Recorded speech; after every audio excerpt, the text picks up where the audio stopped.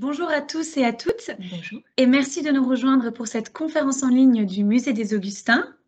Marthe, Isabelle, nous sommes les conférencières du musée. Voilà, et nous allons être avec vous pendant 30 minutes pour vous parler du portrait. Exactement. Aujourd'hui, nous allons parler de ce genre.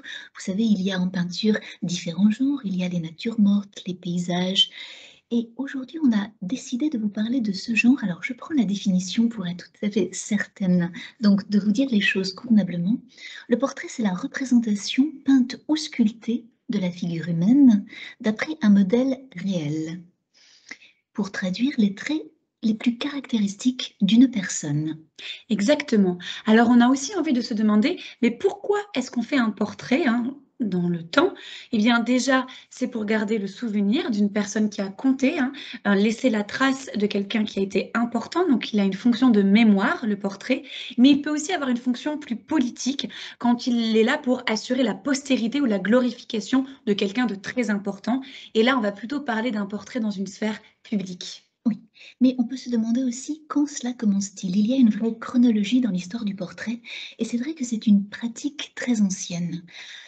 On se questionne sur l'identité depuis les Grecs, mais même depuis les Égyptiens, depuis la plus haute antiquité. Ce sont des personnages réels ou mythologiques que l'on va représenter, mais comme vous le disiez Marthe, on va les glorifier, on va les idéaliser, on va même les déifier, ça peut arriver. Et puis au Moyen Âge, qu'est-ce qui se passe? Eh bien, on a une relation un petit peu ambiguë avec l'image. À cause du christianisme, nous le verrons ensemble. Mais on se rend compte qu'à partir du XVIe siècle, c'est-à-dire de la Renaissance, eh bien, il va y avoir là un retour en force du portrait parce qu'à cette époque-là, l'homme est au centre de l'univers. Exactement. Et après le XVIIe siècle, le XVIIIe, le XIXe, eh bien, ce sont vraiment des siècles où le portrait va se développer. Il va même se diversifier avec différentes catégories et styles. Et on va le voir ensemble. Et on va justement voir comment les peintres vont nous parler d'une personne. Qu'est-ce qu'ils cherchent à nous dire ou à nous dévoiler de leur modèle ou parfois même d'eux-mêmes. Et c'est ça, en fait, ce sujet-là que le portrait nous raconte vraiment. On va le voir ensemble dans les 10 visuels que nous avons sélectionnés. Exactement. Alors, on va faire un petit partage d'écran pour donc pouvoir vous présenter ces visuels-là.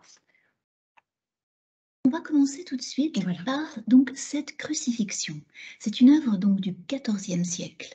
Alors, on vous a dit qu'au Moyen Âge, il y avait cette petite éclipse du portrait, cette relation un peu ambiguë à l'image. On se méfie, on se dit que l'homme est un pécheur, qu'il est plein d'orgueil ou de vanité, et que l'image, par excellence, qui vaut la peine d'être représentée, c'est celle de Dieu.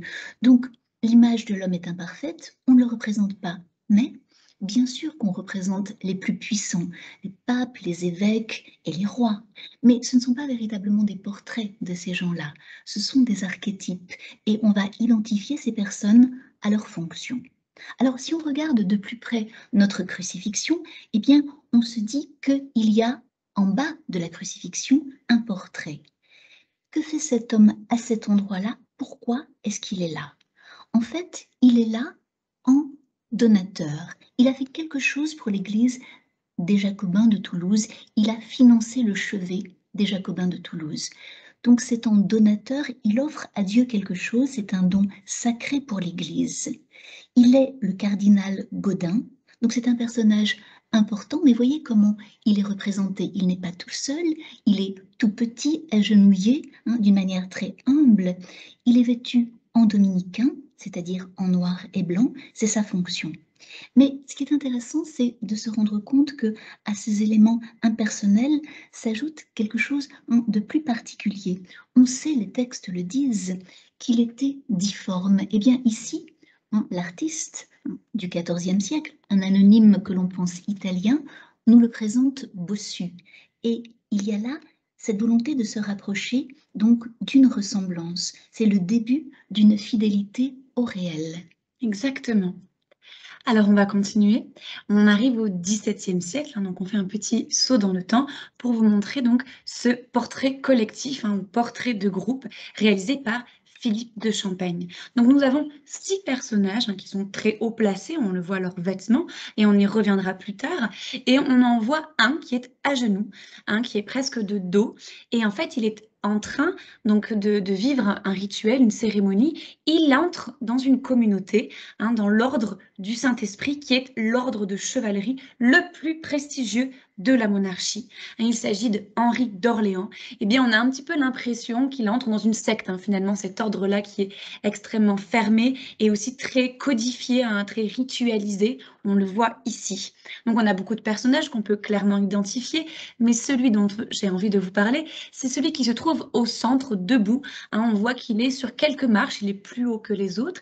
Il a un chapeau avec une plume. Il s'agit du roi Louis XIII. Et regardez juste au-dessus, vous avez une colombe. C'est l'oiseau qui symbolise le Saint-Esprit pour nous montrer que ce roi, il est roi de droit divin, parce que, on le rappelle, au XVIIe siècle, l'Église et l'État sont encore très liés, exactement.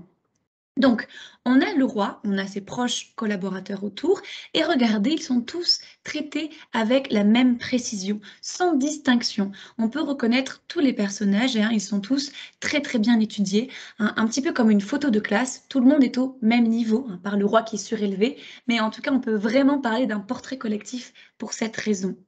On remarque aussi la richesse des étoffes, la préciosité et le rendu des matières, du velours, des soies, des broderies. Et puis, on a une pièce qui est entièrement recouverte de tissu. Du sol au plafond, au mur, en passant par les escaliers, tout est tissu. Et donc, si on revient aux vêtements et aux broderies, regardez sur les vêtements que portent les personnages, eh bien, il y a des petites flammes qui semblent partir un petit peu de tous les côtés, qui sont brodées sur les vêtements. C'est le symbole de l'ordre du Saint-Esprit. Et on a également le symbole de la monarchie, qu'on connaît très bien, qui se trouve à l'arrière ou même sur le sol, qui est la fleur de lys.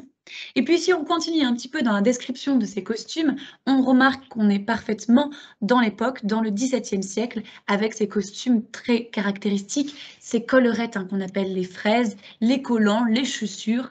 Et alors, il y a un détail qu'on adore avec Isabelle, c'est regarder le personnage qui est à genoux, Henri d'Orléans, il a des petits chaussons par-dessus ses chaussures pour bien protéger le tapis, justement le tissu qui est en bas pour ne pas l'abîmer. Donc, on aime bien voir ces petites pantoufles de chaussures. En tout cas, vous avez ici vraiment tout ce qui représente l'orgueil, la vanité de l'apparence. Ici, on ne cherche pas à être modeste, comme tout à l'heure. On peut clairement dire aussi que l'habit fait l'homme. On comprend qu'ils sont importants. On a vraiment un très grand tableau d'histoire. Grand parce qu'il est déjà de très grande dimension. Il fait presque 3 mètres sur 4, mais aussi parce qu'il est important. Il parle d'un moment très important et il nous parle aussi de la monarchie et de l'alliance du trône avec l'autel et l'église. Regardez, on voit l'autel à droite. Exactement. Alors, je vous propose à présent de continuer dans cette veine de l'apparat avec le portrait de cet homme. Alors, vous notez qu'ici, cet homme est tout seul et qu'il occupe justement tout l'espace de la toile.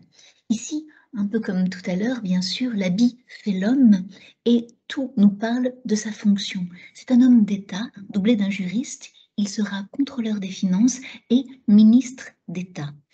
Nous sommes sous Louis XV, nous sommes donc au début du XVIIIe siècle. Le peintre qui a réalisé cette œuvre s'appelle Hyacinthe Rigaud et on aime avec Marthe insister sur le fait qu'il est de Perpignan. Il est important de parler des peintres locaux.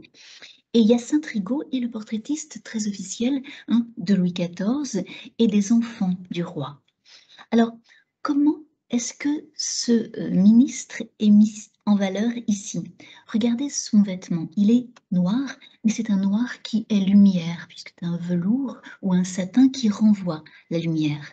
Voyez sa perruque, cette perruque qui est donc ample et surtout qui est fraîchement poudrée. Avec Marthe, on aime ce détail. Regardez sur son épaule, il y a un dépôt de poudre blanche. Ça veut dire qu'on vient de l'apprêter, donc surtout il faut lui laisser donc cette poussière de poudre. Ensuite, regardez les dentelles au niveau des poignets, au niveau en fait de son col. Ce sont des dentelles qui sont photographiques, tant elles sont précises. Et puis, tout ce décor, il est assis sur un fauteuil de bois doré. Derrière lui, il y a une colonne cannelée de marbre. Au-dessus de lui, il y a cette épée, donc rideau de velours. C'est d'une théâtralité. On se sent dans un théâtre, c'est le cas de le dire, ou dans un palais. Et puis, il y a aussi des détails qui sont nombreux et qui disent encore son importance. La plume, au début du XVIIIe siècle, avoir une plume à la main, ça veut dire qu'on sait écrire. Mais qui sait écrire à cette époque, hein? Très peu. Et quand il écrit, regardez son mot de lettre tout à fait à droite de la toile, il tend un billet sur lequel il est noté « Au roi ». Excusez du peu, quand il écrit « Au roi de France ». Un autre détail avec Martin Ah oui, Janvier, c'est rigolo. derrière encore, vous voyez, à droite du fauteuil, à côté de la plume blanche qui est piquée dans l'encrier, il y a une cloche. Ça veut dire que sa lettre est écrite et qu'il ne va pas s'égosiller pour appeler quelqu'un afin que sa lettre soit livrée. Non, entre deux doigts, il va faire tinter la clochette et on va accourir pour livrer la lettre. Donc voilà, tout nous parle d'exception, de cette personne d'exception. Voilà, tout à fait. Alors maintenant que vous l'avez bien en tête, ce beau portrait d'apparat, on vous propose de vous en montrer un autre qui est différent et on peut jouer vraiment de comparaison quand on voit cet homme qui est à l'opposé de notre Pelletier d'effort, où là vraiment on a un portrait qui est tout à fait dans la modestie, dans la simplicité. Regardez, les couleurs sont sombres, les vêtements de ce personnage sont terreux, très simples. Regardez la perruque, il porte une perruque, mais alors elle est courte, plate et grise, beaucoup moins blanche et volumineuse que la précédente. Là, il n'y a aucun effet de théâtralité, on n'a pas de colonne de marbre, de rideaux de velours, le décor est très sombre, le regard est baissé, il y a peu d'éléments lumineux autour de ce personnage. Mais il y a quelques petits éléments quand même qui peuvent nous donner des indices pour comprendre de qui il s'agit. Regardez en bas à gauche, vous avez une palette avec des couleurs et des pinceaux. Derrière le personnage, vous avez une toile qui est probablement posée sur un châssis. Et on voit qu'il tient un crayon à la main, il est en train de dessiner. Eh bien, il s'agit donc, vous l'avez compris, d'un peintre, mais il s'agit du peintre lui-même, Antoine Rivals, qui s'est représenté. Donc, il s'agit là d'un autoportrait. Alors, Antoine Rivals, c'est un peintre toulousain, un très grand portraitiste, et qui fait même partie d'une grande dynastie de peintres et d'architectes. Exactement, C'est son ça, père. voilà, son père, voilà, on connaît beaucoup de Rivals. Ici, là, il est en train de représenter un dessin qui sera en fait le tableau pour la cathédrale de Narbonne, la chute des anges rebelles. Alors, ce qui est intéressant dans un autoportrait, c'est qu'on voit vraiment ce que le peintre souhaite nous dire de lui, comment il se voit lui-même et comment il veut que les autres le voient. Et ici, avec simplicité, humilité et modestie. On le comprend tout à fait, il est vraiment un petit peu presque en retrait.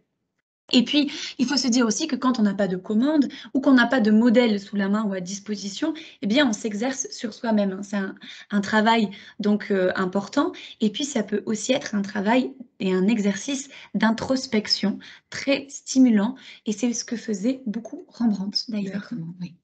C'est cette pratique-là. Alors, on continue. Et ici, en fait, on cherche à vous montrer un autre type de portrait qui n'est pas tout à fait un portrait. Donc, dans quelle mesure? En fait, ici, on est au début du XVIIIe siècle et c'est ce qu'on appelle une figure de fantaisie. Ça, c'est une nouveauté qui voit le jour, je dirais, dès le XVIIe siècle. Et le peintre ici n'est plus contraint à la ressemblance. Il ne se dit pas qu'il est obligé donc de réaliser bien, un portrait qui ressemble à une personne réelle. Donc ici, finalement, cette personne que vous avez sous les yeux n'a pas d'identité. Et c'est très rarement une commande. En fait, ici, le peintre est dans un espace de liberté et d'imagination. Il est donc tout à son inspiration, il est porté par son inspiration, il est dans le pur plaisir de peindre. On sent qu'il est fasciné par cette femme, qui est peut-être une femme réelle, mais qu'il a tout à fait sublimée. Quelle est-elle? Ça reste une énigme. En tout cas, le peintre, on le connaît, c'est Solimena. C'est un peintre de Naples, un peintre donc qui s'illustre vraiment dans la catégorie du baroque italien, avec donc, vous le reconnaissez, ces effets de matière autour de cette femme, autant les vêtements que le lourd rideau au-dessus d'elle. Mais quand on la regarde, ce qui est intéressant et ce qui participe aussi vraiment de la figure de fantaisie, c'est qu'il n'y a pas un dress code particulier. Quelle est l'époque? On a un peu de mal à le dire puisque finalement, ce sont des vêtements autour d'elle qui ne sont pas du tout ajustés. Donc on a un petit peu de mal à définir l'époque. Et d'ailleurs, il y a quelque chose d'un petit peu affriolant parce que un peu de vent ferait que rien ne tient. Elle serait peut-être nue dans quelques minutes. Bon, passons à autre chose. Non, ce que je voudrais vous dire, c'est que regardez ce turban comme il magnifie son visage, l'ovale de son visage. Et regardez justement ses yeux qui se perdent au loin. qu'est-ce qu'il regarde? Nous n'en saurons jamais rien et c'est tout ce qui nous attire vers elle. Et puis sur la droite, vous avez cette église, hein, cette fin du jour, cette lumière pauvre. On a quelque chose d'un petit peu dramatique qui couvre, on ne sait pas, mais en tout cas la lumière nous interpelle. Donc ici vraiment, cette femme au naturel, puisqu'il n'y a aucun bijou, vous voyez, hein, il y a néanmoins Oui. à côté d'elle une tasse, une perle. Est-ce qu'elle est l'allégorie de quelque chose? On ne sait On ne pas. sait pas. On ne sait pas, mais elle reste finalement la belle inconnue du musée des Augustins. Et c'est pour ça qu'on l'aime. Oui, bien c'est sûr. vrai. Alors, on reste dans le mystère, justement, pour vous montrer ce visage, hein, ce portrait. Mais cette fois-ci, Isabelle, on va changer de pays. On va grimper plus au nord. Exactement. Là, nous étions en Italie, eh bien, on va arriver en Hollande pour vous présenter cette tête d'expression, cette tête de vieillard réalisée par Peter Verhelst. Compliqué à dire, hein. Oui. Mais on y est, hein, vous l'avez écrit si jamais. Et en fait, on a vraiment ici ce qu'on appelle une tronie, hein, ce qui va donner le terme de trogne en français. Ce sont vraiment ces visages de caractère, hein, très très forts. Et ce qui est intense ici dans ce visage, c'est de voir toute la couleur et la lumière, la manière dont elle est travaillée, cette douce lumière blonde qui nous rappelle un petit peu les portraits de Rembrandt. Finalement, on pourrait dire que ce portrait est un petit peu rembrandesque. Tout à Voilà, fait. on va utiliser ce terme-là. Mais ce n'est pas pour rien, parce que le peintre, justement, est un peintre hollandais du XVIIe siècle qui était l'élève de Rembrandt. Donc on comprend tout à fait d'où il a puisé son inspiration. Alors, on parlait de ce regard qui est très intense. Il est d'autant plus intense qu'il est très très noir, que le visage de l'homme est très clair et que le fond est très dilué. Il n'y a aucun élément autour qui va venir perturber en fait notre regard. Tout est fait pour que le spectateur ne voit que cet homme ou ses yeux. Hein, le reste est très très flou et donc ça c'est intéressant. Et puis Isabelle m'a fait remarquer tout à l'heure, ça c'est bien, on aime bien découvrir des choses, qu'il a regardé la ride du lion, hein, ce qu'on appelle cette ride du lion, ce petit sillon entre les deux yeux, hein, cette ride au niveau des deux yeux, qui va encore plus venir souligner non seulement son regard, mais aussi le temps qui passe pour nous parler de la vieillesse, car c'est une tête d'un vieillard. Donc on a envie de parler de ça. Ce qui nous dit de la vieillesse aussi, c'est sa barbe, cette barbe très très importante, grisonnante, mais qui est extrêmement bien travaillée. Regardez les poils, comment ils sont vraiment séparés les uns des autres, parce que le peintre a travaillé dans la matière. Il a utilisé non pas les poils de son pinceau, mais le bois du pinceau pour pouvoir gratter justement et créer vraiment ces différents poils de couleurs blanches, blondes, voilà, noires. On est dans plusieurs camailleux et donc c'est tout à fait intéressant. Donc il est vraiment dans cette finesse de glacis, hein, c'est vraiment ces couches de peinture diluées dans l'huile et on a un réel effet de transparence. Il travaille la matière, mais sinon on a très très peu d'éléments sur cet homme. On ne sait pas comment il est habillé, on ne sait pas qui il est, il n'y a aucun attribut, il n'y a aucun élément de décor ni de contexte. Le mystère est là. En fait, finalement, le peintre a juste envie de nous parler de ce visage qui l'a marqué, de ce regard qui l'interpelle. Ce n'est pas forcément une commande, il souhaite juste nous parler de cette trogne, finalement. Exactement. Alors, à présent, on va parler sculpture. C'est vrai que les portraits existent bien sûr aussi en sculpture.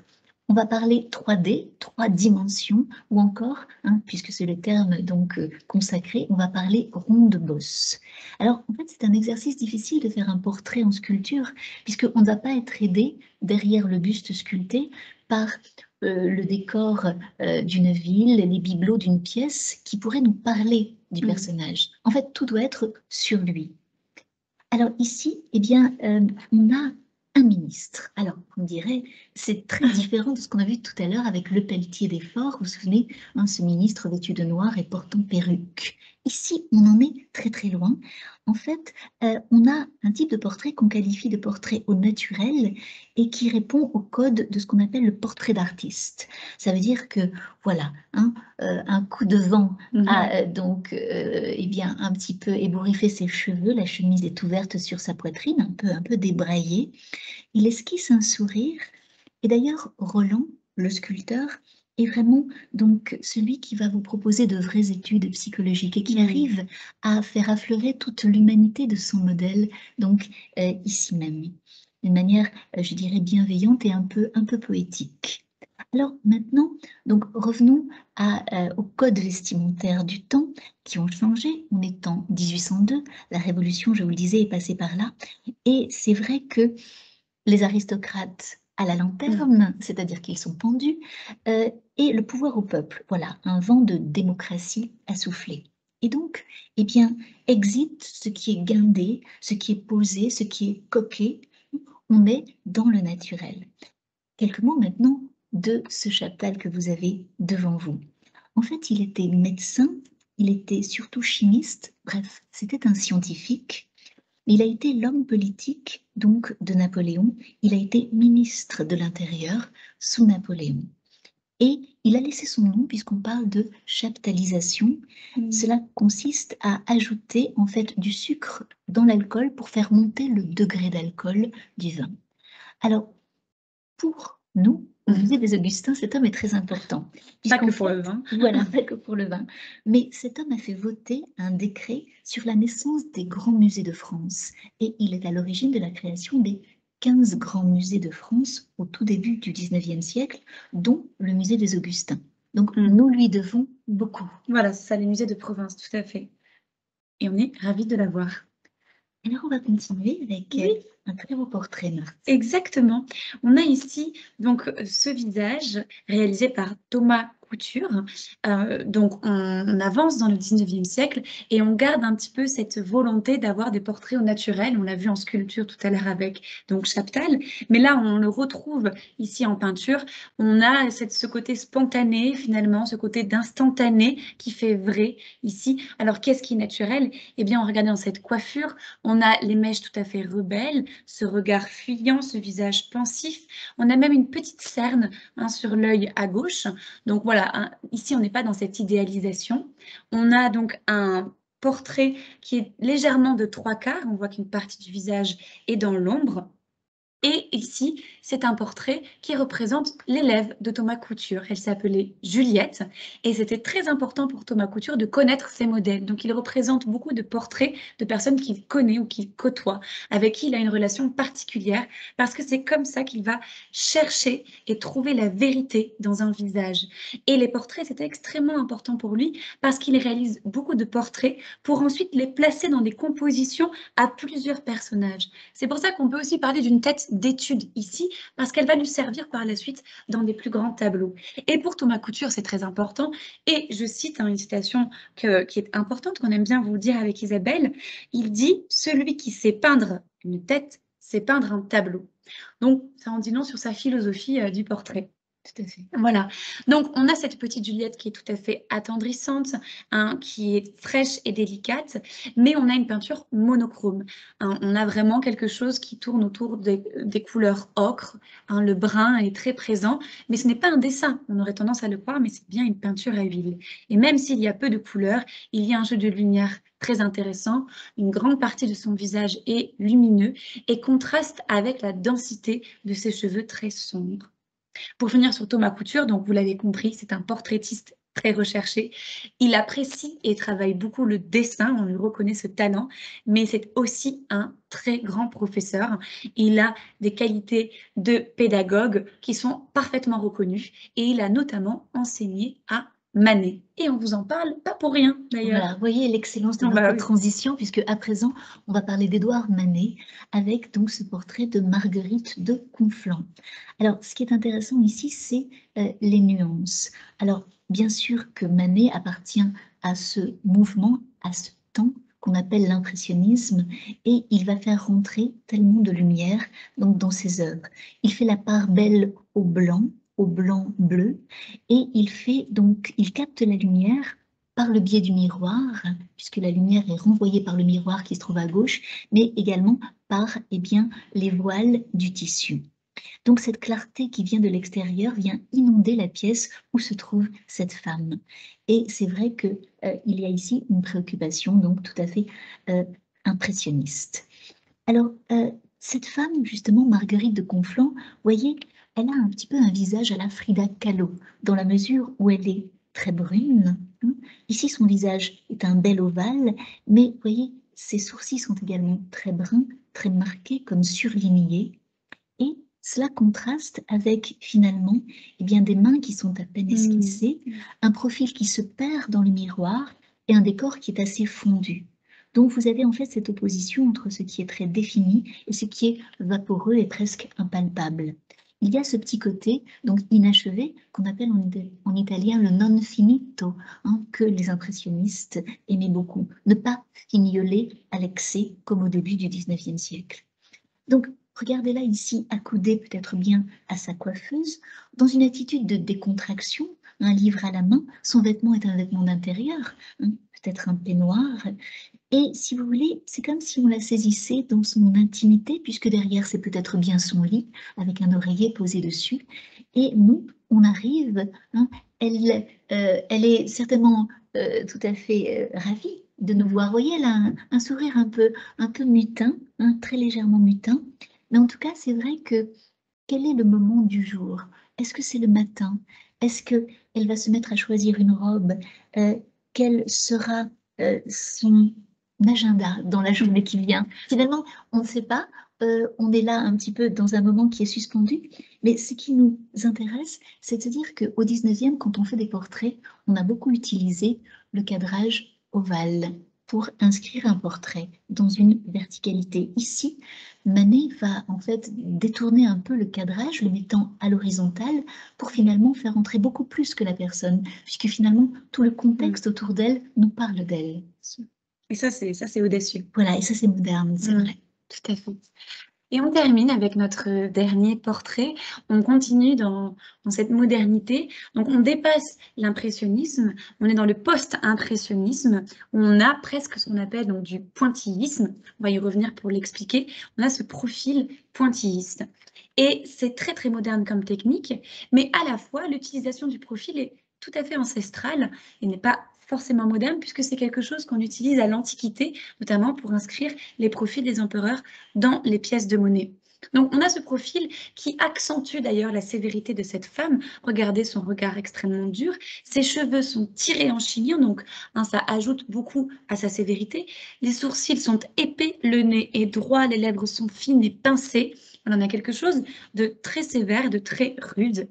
Et puis, on a vraiment cette technique pointilliste qui vient aussi cribler vraiment son visage de touches de couleur. Alors, le pointillisme, qu'est-ce que c'est? C'est vraiment cette idée donc de juxtaposer des couleurs, hein, des petits points de couleurs les unes à côté des autres, enfin, les uns à côté des autres. Et c'est notre œil qui va faire le mélange de couleurs. Mais on distingue vraiment les touches. Et regardez, les touches ne sont pas les mêmes à mesure que l'on va descendre. Regardez tout en haut, au niveau du front et du haut du chignon, les couleurs sont sombres, c'est du bleu foncé, du bordeaux, hein, presque du noir, et les points sont très rapprochés. Et puis on va descendre, les couleurs vont s'éclaircir, pardon, et les touches vont s'aérer, devenir plus fines et légères, plus longues. Regardez son vêtement, sa collerette, on est dans le orange, le bleu ciel, on a beaucoup plus de blanc, beaucoup plus d'espace. Et quand on regarde au fond, on a encore un travail différent, une autre touche qui est représentée avec d'autres couleurs.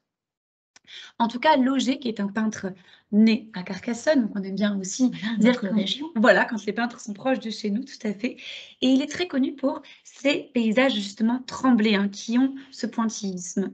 Mais ce qui nous intéresse vraiment, c'est aussi de voir, dans ce qui est moderne, au-delà de la technique, c'est de voir comment Lauger nous parle d'une femme qui n'est pas du tout idéalisée. On n'est pas dans la douceur, on n'est pas dans les traits très fins, hein, dans l'archétype ou dans l'idée qu'on pourrait avoir d'une femme au 19e siècle, dans les canons de beauté. Ici, elle est très sévère, elle a les traits épais, voilà, elle n'est pas dans l'idéalisation et ça c'est moderne. Oui, bien sûr. Elle est très naturelle aussi finalement. Elle n'est pas dans la grâce. Voilà, mais c'est aussi. C'est ça. Alors, on va revenir à vous pour conclure. Oui, absolument. Vous allez nous retrouver donc à présent. On semble considérer 10 portraits du musée des Augustins et finalement, on peut se reposer la question de l'introduction. Exactement. La question que le portrait, que nous raconte-t-il vraiment, hein, le portrait? Eh bien, on a pu voir ensemble que justement un portrait nous disait beaucoup, nous parlait beaucoup, eh bien justement du modèle qui était représenté, de sa vie, de sa fonction, de son histoire, en fonction des vêtements qu'il porte, en fonction du décor où il est placé, en fonction du contexte autour de lui. Donc on comprend des choses sur le modèle, mais un portrait peut aussi nous parler du peintre lui-même en fonction de la technique qu'il va utiliser, en fonction justement de la modernité qu'il va dévoiler ou déployer. Il nous permet de nous parler d'un contexte aussi, on l'a vu, avant la Révolution, après la Révolution. Donc en fait, un portrait nous donne beaucoup d'indices sur le peintre, le contexte, l'époque et aussi le modèle. Oui, et en fait, on s'est rendu compte qu'il y a vraiment une évolution Oui. technique. C'est-à-dire que les 10 visuels que nous avons proposés eh bien, diffèrent. Vous me direz, c'est normal, il y a plusieurs siècles qui les séparent. Mais on a commencé avec des portraits qui étaient sombres, qui étaient épais, qui étaient huileux. Et on arrive à des portraits qui sont plus allusifs, plus clairs, plus légers. Alors en fait, qu'est-ce qui s'est passé? Il se passe quelque chose donc de très précis. Il y a forcément une évolution au cours du temps, mais il y a aussi une date très importante qui est celle de 1839 et qui correspond à l'arrivée de la photographie. La photographie et son objectivité. Le peintre portraitiste se dit qu'il peut faire tout à fait autre chose parce qu'il ne fera jamais mieux que le photographe quant au rendu de la réalité d'une personne. Alors, le peintre de portrait va donc employer d'autres chemins. On l'a vu avec l'auger dont Marthe vous a parlé. On va avoir donc, bien sûr, cette notion de ressemblance à la réalité qui n'est plus si importante, finalement. Et le peintre de portrait, de toute façon, aura beaucoup moins de commandes. Oui. Donc ça change beaucoup. Et puis on a vraiment envie d'ouvrir et de parler d'aujourd'hui aussi, parce que donc Isabelle vous parle de la photo. Eh bien, on a envie de se dire, aujourd'hui, en fait, qu'est-ce que c'est vraiment un portrait? Si on reste dans l'idée de la photographie, eh bien la photographie aussi a beaucoup changé, puisqu'aujourd'hui, eh bien tout le monde peut faire des photographies. On a tous un appareil numérique ou un appareil photo sur notre téléphone, et donc c'est très très facile et très rapide de réaliser des portraits. Et surtout, on va pas demander, en fait, on va beaucoup moins demander aux gens de nous faire un portrait.